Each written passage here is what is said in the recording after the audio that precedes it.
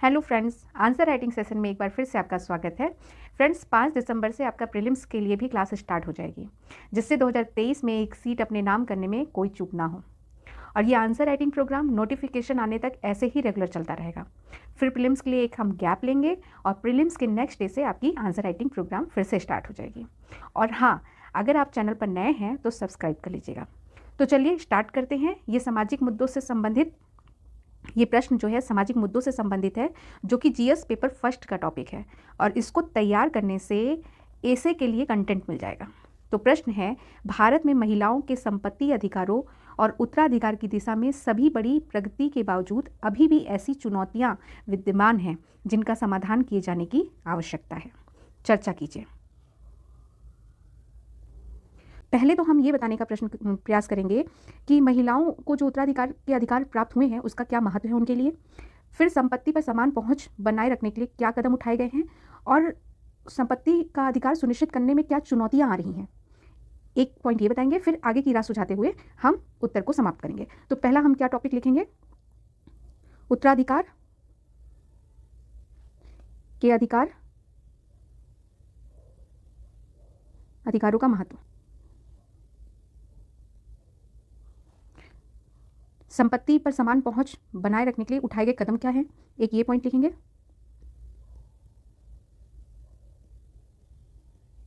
संपत्ति पर समान पहुंच बनाए रखने के लिए क्या क्या कदम उठाए गए हैं अभी तक, तो एक ये पॉइंट होगा। तीसरा इसमें हम बनाएंगे कि संपत्ति का अधिकार सुनिश्चित करने में चुनौतियां क्या आ रही हैं।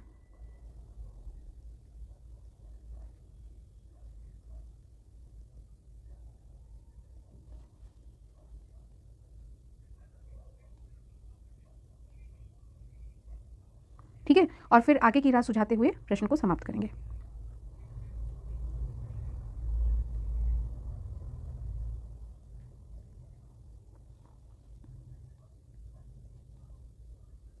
ठीक, तो चलिए स्टार्ट करते हैं। पहले पॉइंट पे हम डालेंगे उत्तराधिकार के अधिकार का क्या महत्व है महिलाओं के लिए। तो हम इसको 2-3 लाइन में 4 लाइन में इसको बताएंगे, फिर आगे के पॉइंट को करेंगे। महिलाओं को जो ये संपत्ति में अधिकार प्राप्त हुआ है, उससे उनको क्या फ़ायदा है? उनके परिवार और समुदाय में उनकी स्थिति को ऊपर उठाने में सहायता मिली है। इससे महिलाओं को निर्णय लेने की शक्ति में वृद्धि हुई है। उन्हें अधिक स्वायत्तता, आर्थिक स्वतंत्रता और समुदाय में अधिक भागीदारी प्राप्त होती है। तो आप यहाँ लैंगिक समानता का भी जिक्र कर देंगे। SDG 5 जो महिलाओं के संपत्ति के अधिकार के महत्व पर प्रकाश डालता है। ठीक है, अब मैंने कहा था आपको कि SDG गोल्स बहुत इंपॉर्टेंट है और याद भी कराया था। आप पीछे की वीडियो पे जाके देख लीजिएगा, को रिलेट करके याद कराया है, तो बिल्कुल अलग से आपको मेमोराइज करने की जरूरत नहीं है। ठीक है, तो हम इस तरीके से अपने प्रश्न को लिखना शुरू करेंगे। संपत्ति पर महिलाओं का अधिकार सुनिश्चित करने से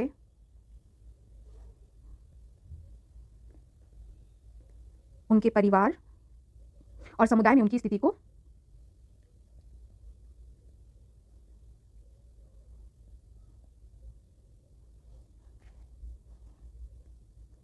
ऊपर उठाने में सहायता मिलती है।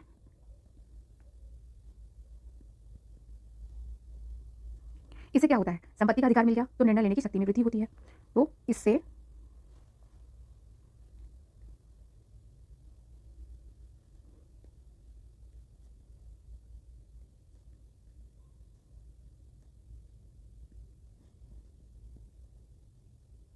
वृद्धि होती है। ठीक है, उन्हें अधिक स्वायत्तता मिलती है, आर्थिक स्वतंत्रता मिलती है, समुदाय में अधिक भागीदारी प्राप्त होती है।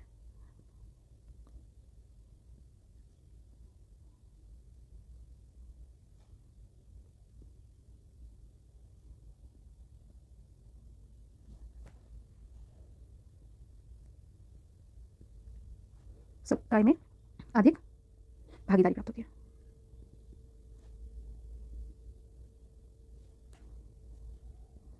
ठीक है, इसी में आप SDG का जिक्र करते हुए एक लाइन और बढ़ा देंगे। लैंगिक समानता पर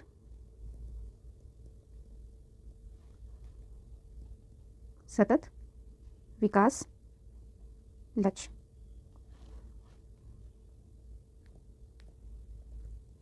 महिलाओं की संपत्ति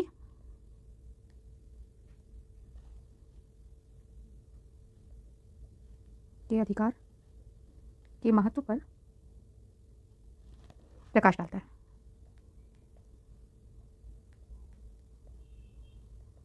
ठीक है, अब आप अगली लाइन को इस तरीके से शुरू कर सकते हैं कि भारत में संपत्ति और उत्तराधिकार के महिलाओं के अधिकार को सुनिश्चित करने के लिए कई कदम उठाए गए हैं। हमारा क्योंकि अगला पॉइंट यही था कि उठाए गए कदम बताने हैं। ठीक है, तो उठाए गए कदम निम्नलिखित है, ऐसे करके आप शुरुआत करेंगे और आप हेडिंग देंगे। पहली हेडिंग आप देंगे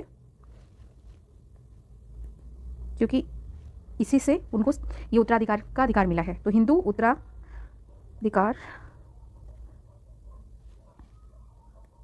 अधिनियम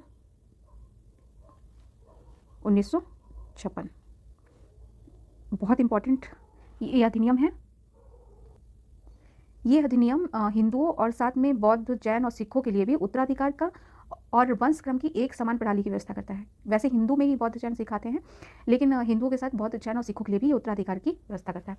दूसरा, इसमें आपको पता होगा कि अभी 2020 में सुप्रीम कोर्ट ने भी हिंदू महिला के अधिकारों का विस्तार किया था, तो उसका भी जिक्र करेंगे।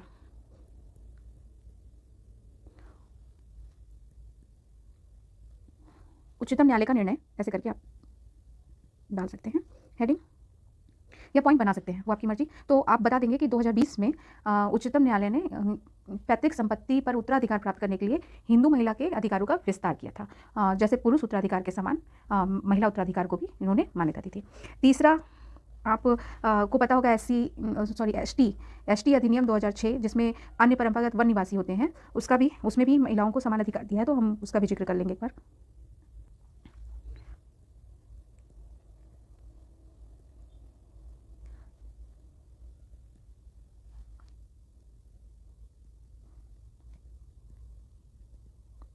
अन्य परंपरागत वन निवासी, ये एक्ट कब का है? आई थिंक एक दो बार प्रीलिम्स में भी आ चुका है। ये 2006 का एक्ट है। ठीक है, इसमें क्या किया कि जो आदिवासी पुरुष हैं उनके समान ही आदिवासी महिलाओं के अधिकार को मान्यता यहाँ मिली है। और क्योंकि जब महिलाएं भी भू स्वामित्व प्राप्त करने लगीं, तो महिलाओं ने जो बहुविवाह जैसी थोपी सामाजिक परंपरा थी उस पर सवाल उठाना शुरू कर दिया। ठीक है, तो इसका जिक्र करेंगे। फिर प्रधानमंत्री आवास योजना चल रही है, तो उसका भी हम जिक्र करेंगे।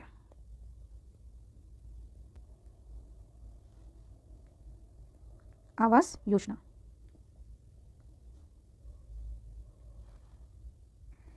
इसमें शहरों के साथ ग्रामीण क्षेत्र में भी घर का स्वामित्व महिलाओं को प्रदान करने के लिए प्रोत्साहित किया जा रहा है। ठीक है, और जो नए घर के स्वामी के रूप में कम से कम एक महिला सदस्य पंजीकृत करने के लिए प्रोत्साहित किया जा रहा है, तो हम इसका भी जिक्र करेंगे। ठीक है, ठीक है, अब आगे कैसे लिखेंगे कि हमारा अगला पॉइंट क्या बनेगा? ये संपत्ति का अधिकार सुनिश्चित करने में जो चुनौतियां आ रही हैं उसके बारे में हमें लिखना है।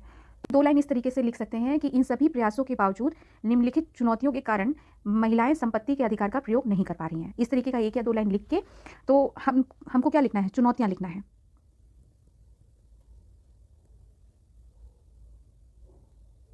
ठीक है, फिर आगे उसमें हम कुछ कुछ पॉइंट लिखेंगे, जैसे सीमित जागरूकता।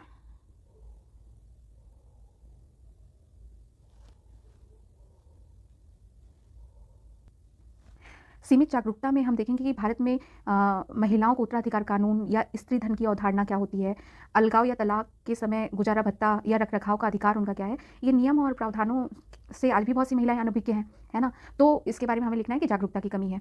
फिर दूसरा पॉइंट हमें बनाना है कि कानूनी खामियां बहुत है।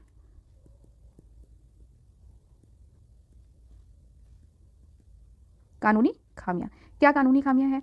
जैसे कि बहुत से कानून भारत में कॉम्प्लिकेटेड है, उसमें बहुत स्पष्टता की आवश्यकता है, क्योंकि क्लियर नहीं है, किसी को ईजिली समझ में नहीं आता। जैसे अगर आप देखें एक बार कि महिला के बच्चों को महिला के पिता के पैतृक संपत्ति से जो महिला को उत्तराधिकार के रूप में मिलना चाहिए या नहीं मिलना चाहिए, क्योंकि पुत्र के बच्चों को तो मिलता है, लेकिन महिला के बच्चों को वो उत्तराधिकार के रूप में मिलेगा कि नहीं मिलेगा, तो इसमें क्लैरिटी नहीं है।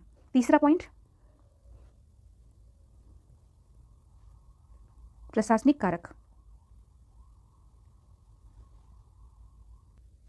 प्रशासनिक कारक में कानूनी तौर पर हिंदू अधिकार अधिनियम के तहत जो पारिवारिक संपत्ति है उसमें एक भाग महिलाओं के अधिकार को मान्यता देता है, ठीक है। लेकिन कई राज्यों की राजस्व संहिता में कृषि भूमि पर पुरुषों और महिला के अधिकारों के संबंध में समान व्यवहार नहीं करता, ठीक है।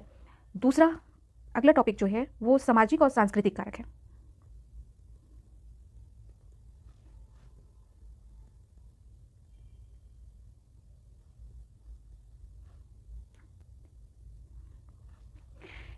इसमें क्या है कि समाज में हक त्याग मतलब अपने अधिकार का त्याग करने की प्रथा है, बहुत ही प्रचलित प्रथा है।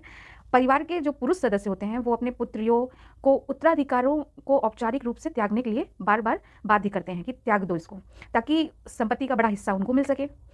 तो इस तरह हम ये कह सकते हैं कि भारत के समाज में जो पितृसत्तात्मक मानदंड है वो संपत्ति के हस्तांतरण को नियंत्रित करते हैं। कानून और ये सब पीछे हो जाता है, तो हम इसका जिक्र इसमें करेंगे। फिर हम इसको कंक्लूड कैसे करेंगे कि हाँ, कंक्लूजन में हम इसके लिए लिख सकते हैं कि भारतीय विधि आयोग ने सिफारिश की थी अपनी 174वीं रिपोर्ट में कि वास्तविक लैंगिक समानता सुनिश्चित करने के लिए पारिवारिक कानून और वैवाहिक संपत्ति में हिस्सेदारी और भारत में सभी धर्मों के व्यक्तिगत कानून में अगर सुधार करना है तो ये रिपोर्ट को लागू करने की आवश्यकता है। इस प्रकार हम अपने आंसर को समाप्त करेंगे। अगर वीडियो पसंद आई हो तो लाइक करिएगा और चैनल पर नए हो तो सब्सक्राइब करिएगा। Thank you for watching. मिलते हैं अगले वीडियो में। Bye bye.